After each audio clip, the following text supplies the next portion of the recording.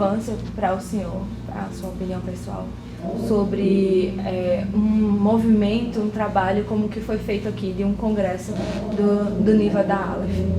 Eu creio que esse congresso e esses congressos em geral da Aleph têm sido congressos marcantes não apenas para a cidade de Natal, mas para todo o Brasil, com participação crescente. E eu vejo 4 marcas essenciais que sempre chamaram a minha atenção para esse movimento, que é um movimento de Deus, juntando denominações, pastores, missionários, líderes em geral, para isso que Deus quer que a sua igreja faça, para a glória do seu próprio nome, em nome de Deus. A primeira marca é a palavra, essa ênfase na pregação, na exposição da palavra de Deus. A segunda marca, muito clara, é a comunhão, uma valorização desse ambiente de comunhão, de diálogo, de aprendizado mútuo, coletivo. A terceira marca é a oração, não apenas antes, percebo um movimento de oração antes, mas também continuado durante o congresso, uma sala reservada para oração. E a quarta marca é a missão. Não apenas um congresso para que a igreja seja a igreja, para que a igreja se encontre e seja edificada, mas para que a igreja realmente cumpra a missão que Deus colocou em suas mãos. Portanto, palavra, comunhão, oração e missão, eu entendo que são 4 marcas que definem bem os congressos da Aleph. Esse ano a gente tratou sobre um assunto que foi inclusive título de um livro que o senhor fez, falando sobre revitalização de igrejas. Tendo em vista os novos desafios, né, que a igreja brasileira tem enfrentado, qual é como o senhor pode ver essa transformação da igreja, essa revitalização, através de quê que o senhor acredita que possa vir? Eu creio que nós enfrentamos realidades, algumas bem positivas em relação à igreja no Brasil e outras preocupantes. Parte dessa realidade positiva é desenhada por um cenário em que a igreja ela busca mais Deus na sua palavra, a igreja promove um compromisso maior e mais profundo com o próprio Evangelho do Senhor Jesus. Eu vejo entre os jovens um movimento, não apenas um movimento festival, mas um movimento de profunda preocupação com os valores do reino, um movimento de estudo teológico, de estudo bíblico, de oração. Portanto, nós vemos, sim, eu percebo algumas marcas e movimentos interessantes da Igreja do Senhor Jesus e um processo de revitalização em diversas esferas.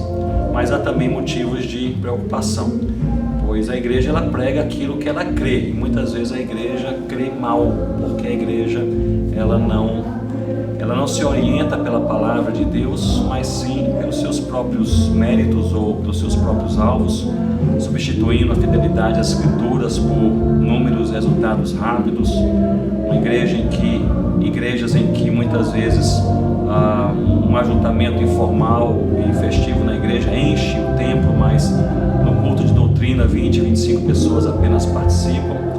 Então nós temos alguns sinais muito positivos, animadores na igreja brasileira, mas também há sinais de profunda preocupação.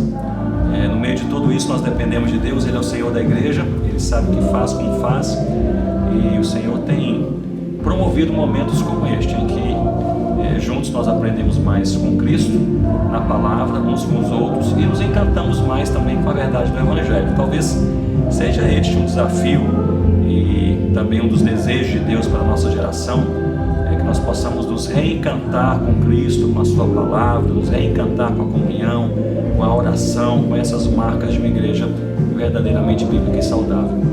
E a mensagem que o senhor deixaria para os pastores que estiveram aqui, pastores, líderes que vieram buscando, alguns deles, eu acredito até com igrejas a ponto de fechar mesmo, de fechar suas portas, que mensagem o senhor gostaria de transmitir para eles de ânimo? Eu creio que perante igrejas adoecidas, quebradas, fragilizadas, igrejas que precisam de algo novo acontecer, algo de Deus, que pode ser chamado de revitalização, eu proponho lembrarmos o modelo paulino ao tratar de igrejas quebradas em sua época, e ele, movido por Deus, eu creio que ele sempre possuía ou seguia um roteiro com 4 passos. O primeiro era o ensino da palavra de Deus. O segundo era a oração. Paulo orava, ensinava o povo a orar e convocava o povo a uma vida de oração. O terceiro era o pastoreio. Ele não apenas ensinava à distância, mas ele pastoreava e enviava pessoas também a fazerem o mesmo, a pastorearem. E o quarto passo do apóstolo Paulo nesse processo de revitalização era a convocação para a missão, para o envolvimento com o reino de Deus. Para pastores e líderes que estão angustiados com igrejas quebradas, fragilizadas, eu lembraria esse modelo de Paulo: o ensino da palavra, uma vida de oração, o pastoreio intencional e a convocação para a missão. O senhor, uma última pergunta o senhor vê o movimento para-eclesiástico, o movimento como a Aleph, como uma espécie de também instrumento para essa revitalização? Sem dúvida, a Igreja do Senhor Jesus se reunindo de uma maneira distinta da igreja local.